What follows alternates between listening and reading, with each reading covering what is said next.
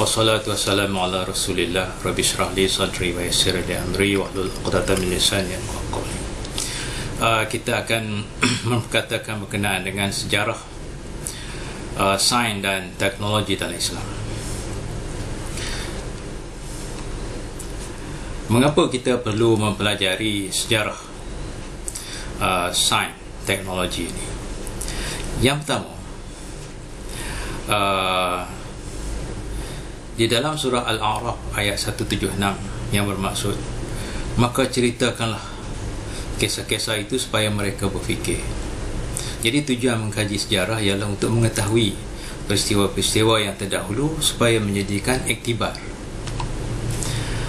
Dalam surah Yusuf ayat 111 yang bermaksud, demi sungguhnya kisah-kisah Nabi itu mengandungi pelajaran yang mendatangkan iktibar bagi orang-orang yang mempunyai akal fikiran.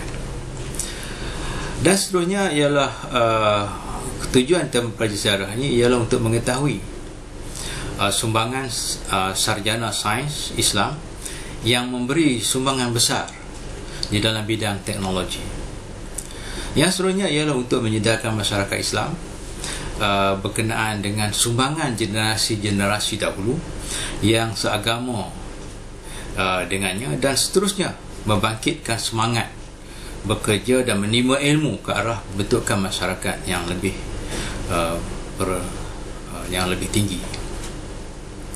Kalau kita lihat sains teknologi di zaman awal, iaitu zaman Nabi Adam AS, dalam surah Al-Baqarah ayat 31 yang bermaksud, dan dialah telah mengajarkan, dan dia iaitu Allah telah mengajarkan Nabi Adam akan nama-nama benda-benda dan kegunaannya.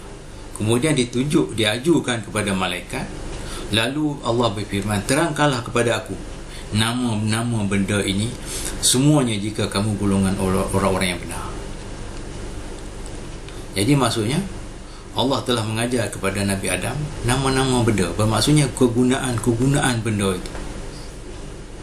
Dalam cerita Nabi Nuh, iaitu Nabi keempat selepas Nabi Adam, Nabi Sis, Nabi Idris, kemudian Nabi Nuh. Ilmu sains dan teknologi iaitu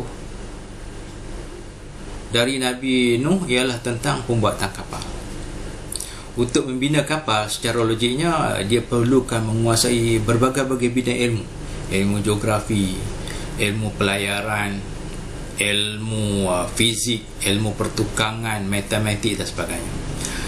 Seterusnya, untuk mengemudikan kapal ini, untuk menggerakkan kapal ini, dia kena ada ilmu geografi, ilmu astronomi.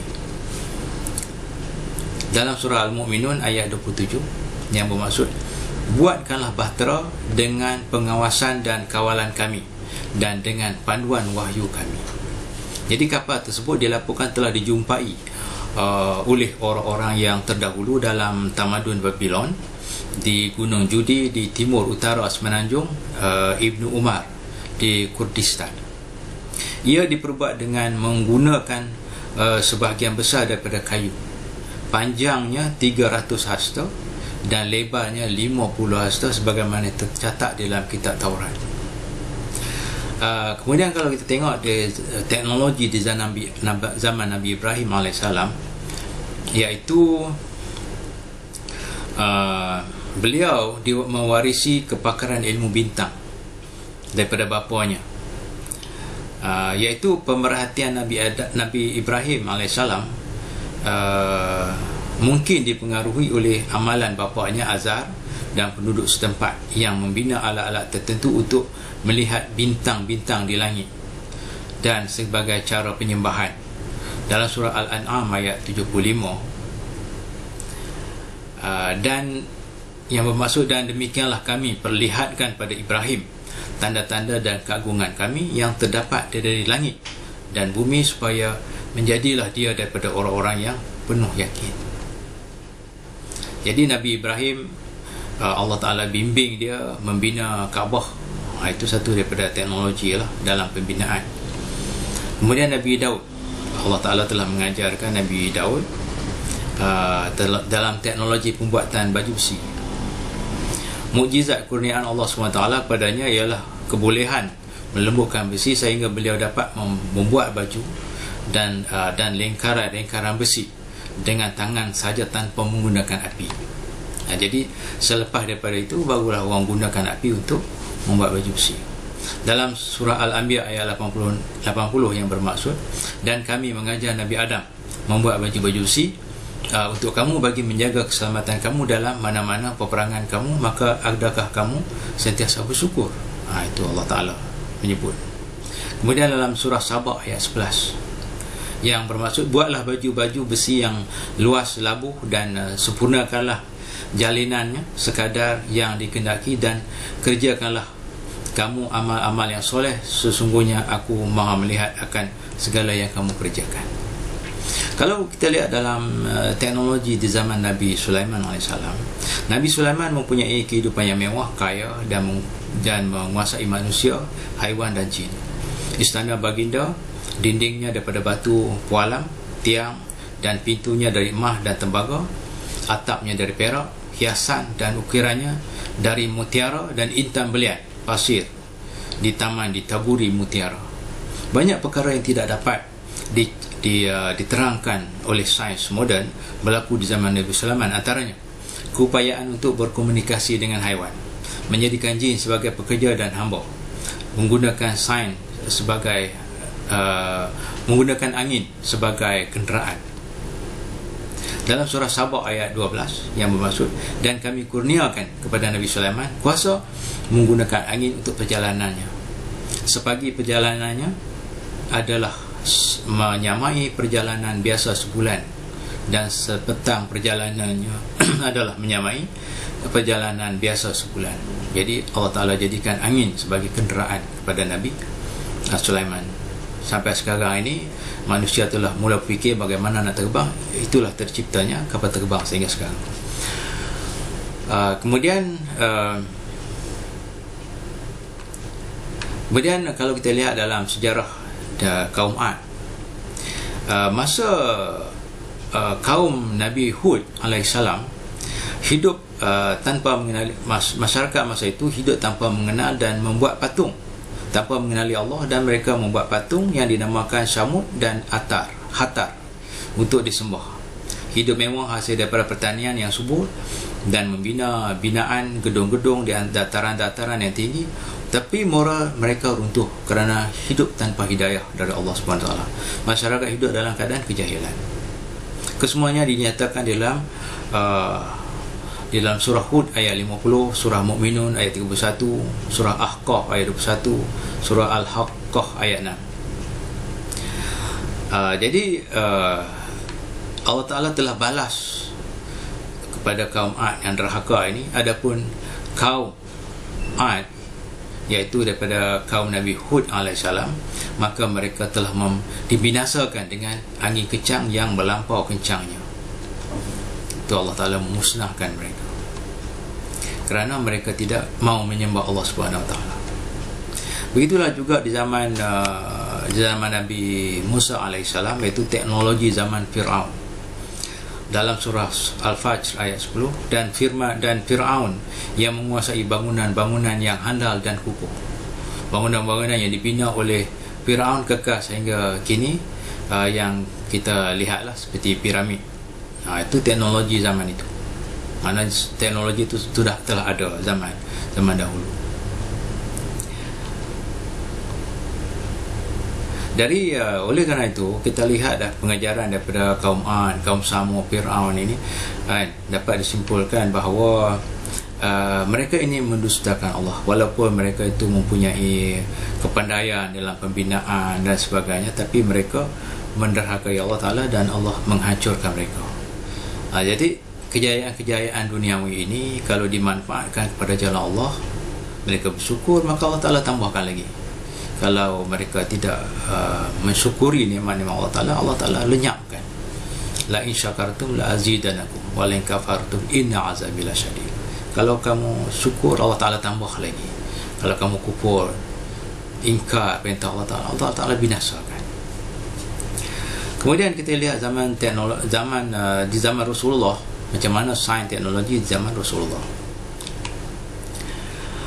Sains dan teknologi di zaman Rasulullah, iaitu dia meletakkan asas pada sains dan teknologi melalui penguasaan ilmu.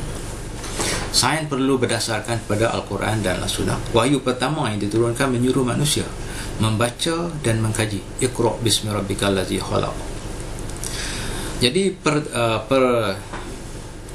pertapakan sains Islam di Madinah dan di Mekah, iaitu yang membina, Rasulullah telah membina Masjid Quba, masjid yang pertama sekali, dan pembinaan semula Kaabah.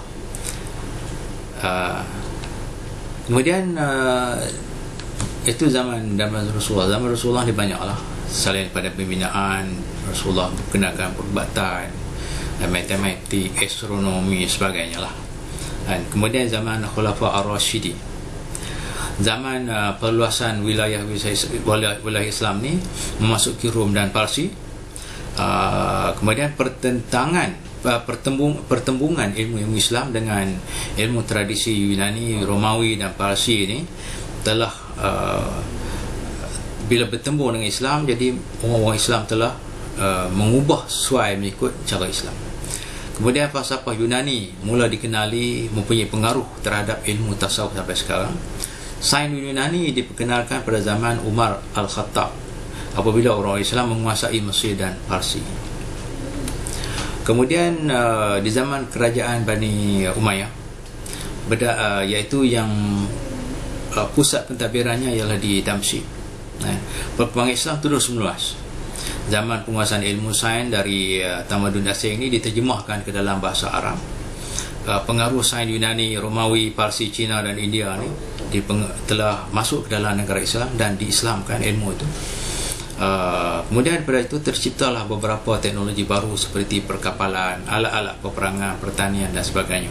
Penguasaan sains Islam ni melahirkan pelbagai sarjana. Kemudian kalau kita lihat zaman Abbas, kerajaan Bani Abbas ni, pusat keilmuan terletak di kota Baghdad. Di situlah karya-karya telah diterjemahkan secara besar-besaran di satu buah institusi, iaitu Baitul Hikmah. Di situ juga kerajaan telah membina balai cerak, observatorium, hospital. Jadi pencampuran pelbagai-bagai etnik ini telah menghasilkan berbagai-bagai ilmu pengetahuan yang sesuai dengan Islam. Jadi peranan Baitul Hikmah ini adalah untuk menggiatkan sains dan teknologi yang selaras dengan ajaran Islam. Kemudian kalau kita lihat pula di zaman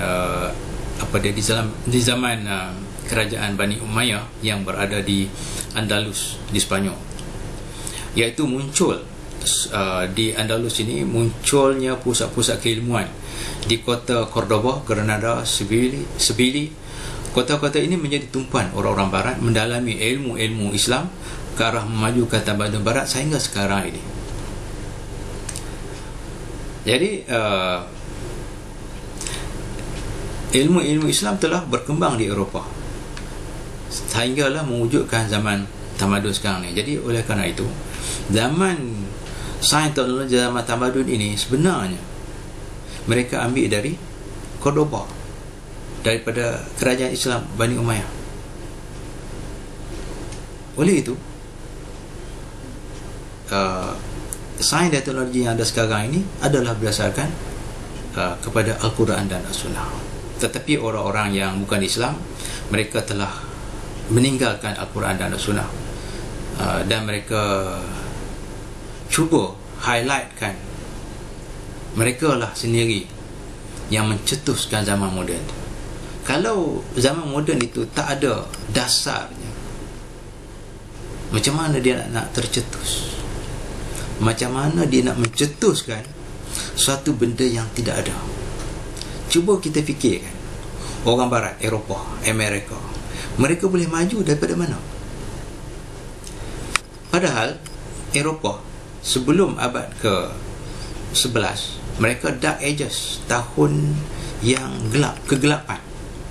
Pada abad ke-17 barulah disebut sebagai Renaissance, zaman kebangkitan mereka nak bangun mesti ada base, mesti ada dasar.